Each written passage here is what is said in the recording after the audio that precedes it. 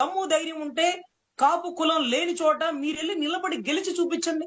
ఈ మహాతల్లి గురించి మనం ఎక్కడ మర్చిపోతాం అని చెప్పి అప్పుడప్పుడు వచ్చి ఏదో ఒకటి మాట్లాడేసిపోతా ఉంటది.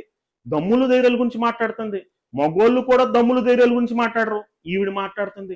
ఇంకో విషయం ఏంటంటే పవన్ కళ్యాణ్ గారంట కాపు సామాజిక వర్గం లేని దగ్గర నిలబడి గెలిచి చూపించాలంట.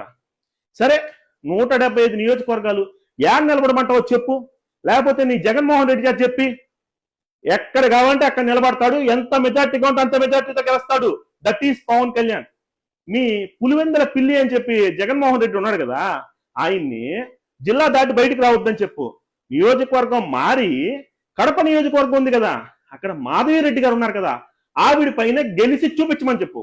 అప్పుడు నువ్వు గాని, నీ జగన్ గాని, నీ వైఎస్ఆర్సీపీ పార్టీ వాళ్ళు గాని దమ్ము ధైర్యాల గురించి మాట్లాడుకుందాం.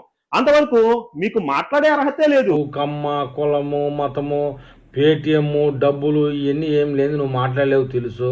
నువ్వు సవాల్ చేసినావు, దమ్ము అంటావు, ధైర్యం అంటావు, ఓకే, అది కూడా ఓకే.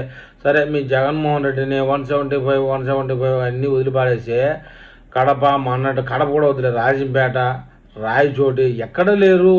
ఆయన కమ్యూనిటీ ఆంధ్రప్రదేశ్ అంతా ఉన్నారు చిక్కంగా ఏడబెట్టినా కూడా. కడప, రాయచోటి, రాజంపేట, ఇతరత్ర కోడూరు కూడా రెడ్లు ఎక్కువే ఉంటారు. నీకు తెలుసు తెలీదు, నువ్వు ఎక్కడోసారి పోటీ చేసి గెలిచమని చెప్పు, అప్పుడు నీ మాట ఒప్పుకుంటారు. నిన్న కాక మొన్న జనసేన నుంచి వైసీపీకి పోయావు, వాళ్ళు ఏదో పైసలు ఎక్కువ ఇస్తున్నారని చెప్పేసి అంత ప్రగల్భాలు మాట్లాడాలా? ఒక సినిమా డైలాగ్ ఉంది కదా, ఎంత డబ్బులు తీసుకుంటే అంతా పని చేయని, కానీ నువ్వు 100 రూపాయలు వేస్తే నీకు 500గా పని చేస్తాను. నువ్వు ఏదో లాయర్గా ఉండి లాయర్ పని చేసుకోక, ఎప్పుడో స్టూడియోలో ఉండి ఉండి ఉండి నీ కైంట్లంతా ఏమైపోతారో ఏమో అర్థం కావడం లే. మొత్తానికి ఈసారి ఎక్కడన్నా మీడియాలో వచ్చిన దమ్ము ధైర్యం అవి ఇవి మగోళ్ళు మాట్లాడే మాటలు ఆడగుత్తులు మాట్లాడకూడదక్క. ఎందుకంటే మా జగనన్న భయపడి సస్తానాడు.